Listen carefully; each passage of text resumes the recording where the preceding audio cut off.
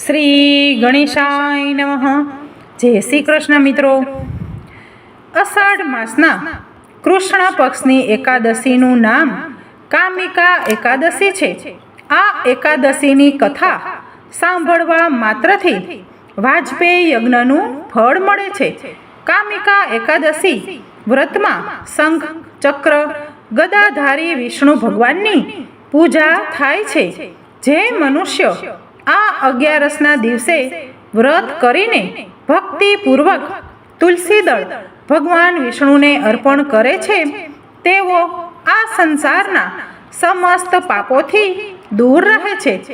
જે આ 11ની રાત્રે ભગવાનના મંદિરમાં દીવો પ્રગટાવે છે તેમના પિતૃ સ્વર્ગલોકમાં અમૃત પાન કરે છે તથા જે ઘી કે તેલનો દીવો કરે છે તેઓ સૌ કરોડ દીવાઓથી પ્રકાશિત થઈ સૂર્યલોક જાય છે.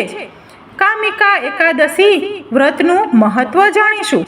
ધાર્મિક માન્યતા મુજબ સૌથી પુણ્ય સુવર્ણ દાન અને જમીન દાનને માનવામાં આવે છે. એવું કહેવાય છે જે પણ જાતક સુવર્ણ કે ભૂમિ દાન કરે છે તે જાતકને મોક્ષની પ્રાપ્તિ થાય છે અને પૂર્ણ જન્મ થતાં તે વ્યક્તિ અપાર ધન અને જમીનનું સામ્રાજ્ય પ્રાપ્ત કરે છે. કથા મુજબ વાત આવે કે ગરીબ વ્યક્તિ આ પુણ્યને કેવી રીતે પ્રાપ્ત કરે છે. ન તો તેની પાસે ભૂમિદાન કરવા માટે જમીન છે કે ન તો સ્વર્ણ દાન કરવા માટે ઘરેણાં છે. આવી સ્થિતિમાં તે આ પુણ્યને કેવી રીતે પ્રાપ્ત કરી શકે છે. પૌરાણિક ગ્રંથોના મુજબ પદ્મ પુરાણમાં કહેવામાં આવ્યું છે કે જો કોઈ પણ વ્યક્તિ કામિકા એકાદશી વ્રત કરીને ભાવપૂર્વક ભગવાન વિષ્ણુની આરાધના કરે છે એ જાતકને સંપૂર્ણ પૃથ્વી દાન કરવા જેટલું પુણ્ય ફળ પ્રાપ્ત થાય છે. હવે આપણે સાંભળીશું કામિકા એકાદશીની વ્રત કથા. તો કથા સાંભળતા પહેલા તમે મારી ચેનલમાં નવા હોય તો મારી ચેનલને સબસ્ક્રાઇબ કરી બેલ આઇકન પ્રેસ કરી દેજો જેથી મારા આવનારા વિડીયોની માહિતી આપ સુધી તુરંત પહોંચે. શ્રીમદ ભાગવત પુરાણ મુજબ એકવાર ભગવાન શ્રી કૃષ્ણે યુધિષ્ઠિરને કહ્યું કે જે ફળ વાજપેયી યજ્ઞ કરવાથી પ્રાપ્ત થાય છે એ જ ફળ કામિકા 11નું વ્રત કરવાથી પ્રાપ્ત થાય છે.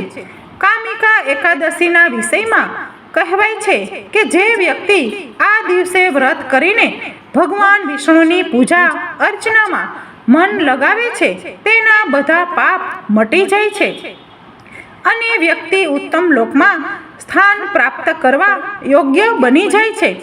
અષાઢ મહિનાની વદની આ 11ને કામિકા એકાદશી કહે છે. ધર્મશાસ્ત્ર પ્રમાણે અષાઢ મહિનામાં જેઓ ભગવાન વિષ્ણુની પૂજા કરે છે તેનાથી દેવતા, ગંધર્વ અને સૂર્ય વગેરેની પૂજા આપમેળે જ થઈ જાય છે.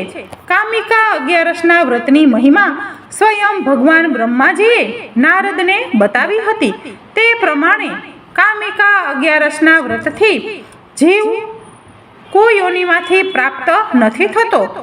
પાપને નષ્ટ કરનારી આ કામિકા 11નું વ્રત મનુષ્યએ ચોક્કસપણે કરવું જોઈએ. કુંતી પુત્ર ધર્મરાજ યુધિષ્ઠિર બોલ્યા કે હે ભગવાન, મેં દેવશયની એકાદશીનું વર્ણન સાંભળ્યું. હવે તમે મને અષાઢના કૃષ્ણ પક્ષમાં કઈ એકાદશી આવે છે કૃપા કરી એનું વર્ણન કરો. ભગવાન શ્રી કૃષ્ણ બોલ્યા, રાજન સાંભળો, હું તમને એક પાપનાશક ઉપાખ્યાન કહું છું કે જેને પૂર્વકાળમાં નારદજીના પૂછવાથી બ્રહ્માજીએ કહ્યું હતું. નારદજીએ પ્રશ્ન કર્યો, હે કમલાસન, હું આપની પાસેથી આ સાંભળવા ઈચ્છું છું કે અષાઢના કૃષ્ણ પક્ષમાં જે એકાદશી આવે છે પ્રભુ એ બધું મને કહો. બ્રહ્માજીએ કહ્યું, નારદ સાંભળો, હું સંપૂર્ણ લોકોના હિતની ઈચ્છાથી તમારા પ્રશ્નોનો ઉત્તર આપી રહ્યો છું. અષાઢ માસના કૃષ્ણ પક્ષમાં જે એકાદશી આવે છે એનું નામ કામિકા છે. એના શ્રવણ માત્રથી વાજપેયી યજ્ઞનું ફળ મળે છે. આ દિવસે શ્રી હરિ વિષ્ણુનું પૂજન કરવું જોઈએ. ભગવાન શ્રી કૃષ્ણના પૂજનથી જે ફળ મળે છે એ ઘણું દુર્લભ પુણ્ય છે, જે સમુદ્ર અને વન સહિત સમગ્ર પૃથ્વીનું દાન કરે છે. અને જે કામિકા એકાદશીનું વ્રત કરે છે એ બંનેને સમાન ફળ મળે છે. માટે પાપ ભીરુ મનુષ્ય યથાશક્તિ પૂરો પ્રયત્ન કરીને કામિકા એકાદશીના દિવસે શ્રી હરિનું પૂજન કરવું જોઈએ.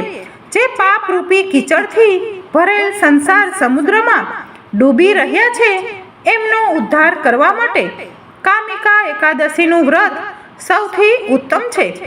આધ્યાત્મ વિદ્યા પરાયણ પુરુષો જે ફળની પ્રાપ્તિ થાય છે એના કરતાં પણ વધારે ફળની પ્રાપ્તિ આ વ્રત કરવાથી થાય છે. કામિકા એકાદશીનું વ્રત કરનાર મનુષ્ય રાત્રે જાગરણ કરીને ક્યારેય ભયંકર યમદૂતના દર્શન નથી કરતો અને ક્યારેય દુર્ગતિમાં પણ નથી પડતો. લાલમણી મોતી સુવર્ણ વગેરે દ્વારા પૂજિત થઈને વિષ્ણુ એટલા સંતુષ્ટ નથી થતા કે જેટલા તુલસીદળ દ્વારા પૂજિત થવાથી સંતુષ્ટ થાય છે. જેણે તુલસીની મંજરીઓ દ્વારા શ્રી કેશવનું પૂજન કરી લીધું છે એના જન્મભરના પાપોનો ચોક્કસ નાશ થઈ જાય છે.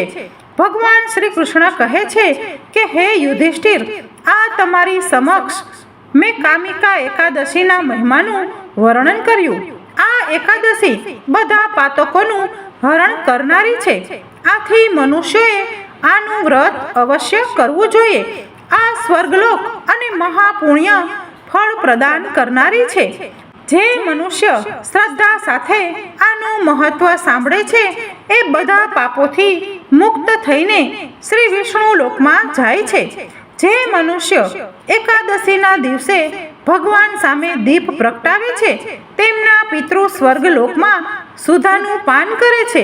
જે મનુષ્ય ભગવાન સામે ઘી અથવા તેલનો દીપ પ્રગટાવે છે તેણે સૂર્યલોકમાં પણ સહસ્ત્ર દીપકનો પ્રકાશ મળે છે. તેથી પ્રત્યેક મનુષ્ય આ એકાદશીનું વ્રત અવશ્ય કરવું જોઈએ.